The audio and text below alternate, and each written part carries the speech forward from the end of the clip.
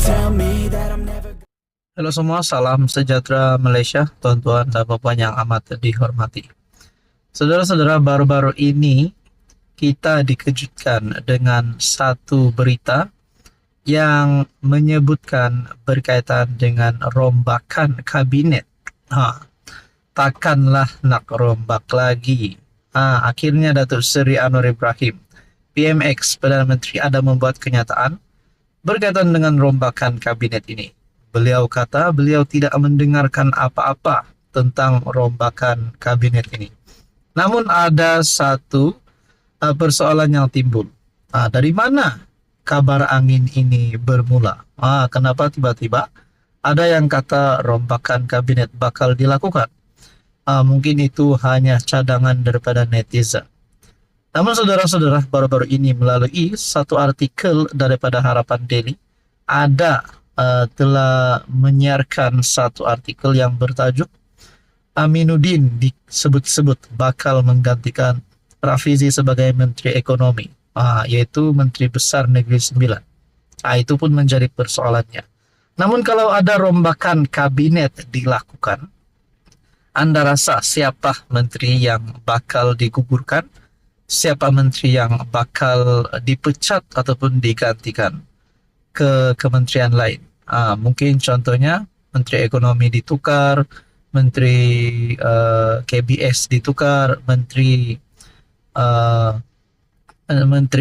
yang kementerian yang dipegang oleh Saifuddin ditukar, dan banyaklah persoalan yang timbul.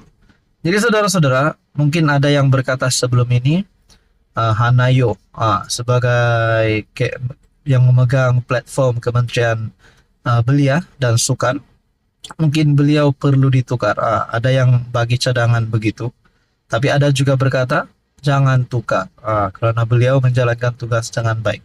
Begitu juga Rafizi Ramli, begitu juga Mat Sabu, begitu juga Timbalan Perdana Menteri, dan banyak lagi sebenarnya.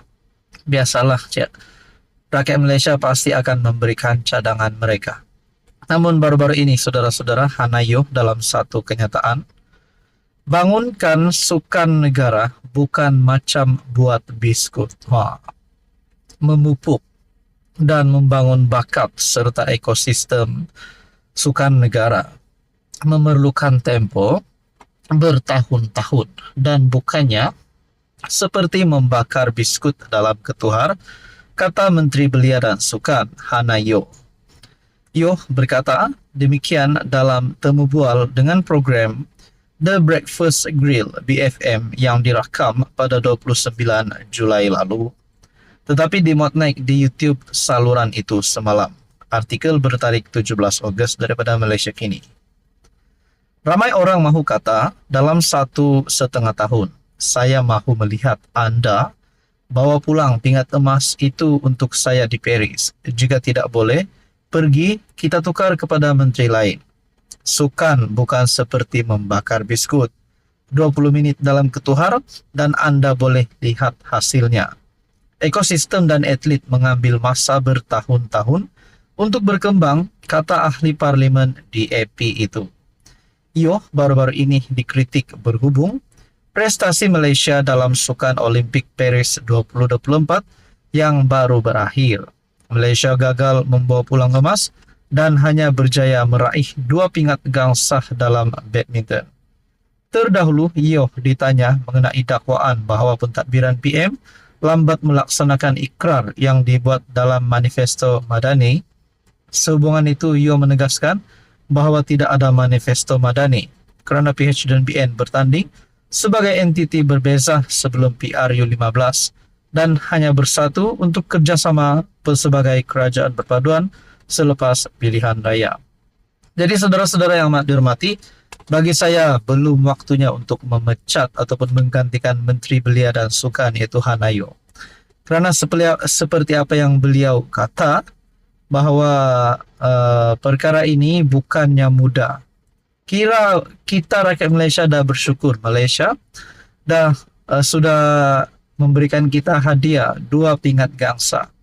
Itu adalah satu, bagi saya sebagai rakyat Malaysia, adalah satu kejayaan yang besar. Itu sudah cukup ataupun itu sudah membuktikan bahwa Malaysia mampu untuk bertanding di Persada Dunia, Persada Antara Bangsa.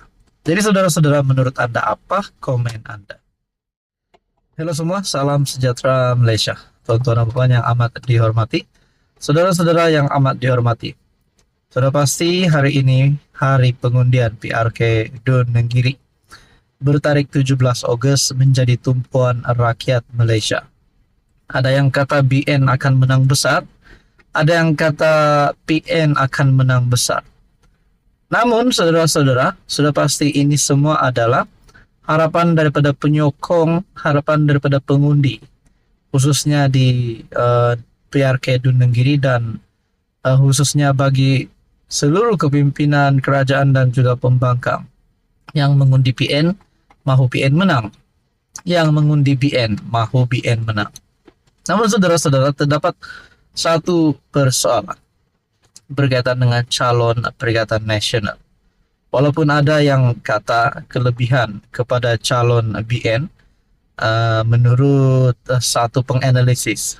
Namun ada juga yang berkata peluang adalah sama rata bagi calon BN dan calon Perikatan Nasional. Namun bagi calon Perikatan Nasional ada satu persoalan yang saya nak buat di sini. Kenapa calon daripada PN itu, yaitu calon daripada bersatu sebenarnya, yaitu pemimpin tersebut ataupun calon tersebut yang baru saja keluar daripada parti PAS dan juga menyertai parti Bersatu dan bertanding menjadi calon bagi PRK Dun Nenggiri. Namun saya nak tanya jugalah kepada Anda di luar sana, Anda rasa kenapa beliau keluar PAS dan masuk parti Bersatu, bertanding atas tiket Bersatu tapi menggunakan bendera PAS? Kenapa tidak bersama PAS saja dan bertanding atas tiket PAS dan bertanding sebagai calon PAS dan bertanding menggunakan bendera ataupun logo PAS? Persoalannya kenapa perlu menyertai Bersatu? Nah, ada satu persoalan lagi yang timbul. Adakah Bersatu ini sebenarnya hanya perhiasan di dalam Perikatan Nasional? Adakah mereka tidak mampu menang di PRK Dun Nenggiri sekiranya menggunakan bendera Bersatu? Kenapa tidak letakkan saja calon PAS dan bertanding atas tiket PAS dan bertanding menggunakan logo PAS?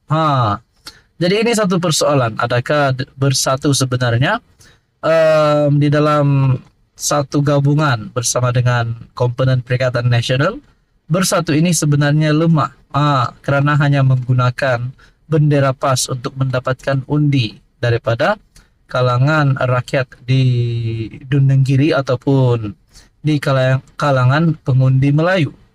Jadi saudara-saudara, adakah persoalan ini akan satu hari nanti memberikan impak yang negatif kepada Bersatu?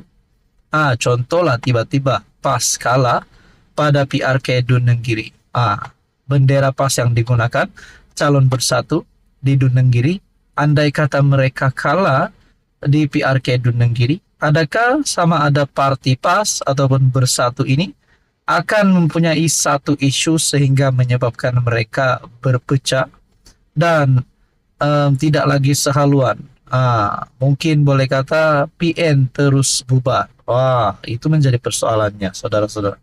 Jadi menurut Anda, apa komen Anda? Kenapa ahli PAS sebelum ini, pemimpin pemuda PAS sebelum ini, keluar daripada parti PAS, masuk parti Bersatu, jadi calon Bersatu, dan menggunakan bendera PAS? Apa yang Anda boleh sentuh di sini? Apa komen Anda? Sekian saja, teruskan bersama di dalam channel ini.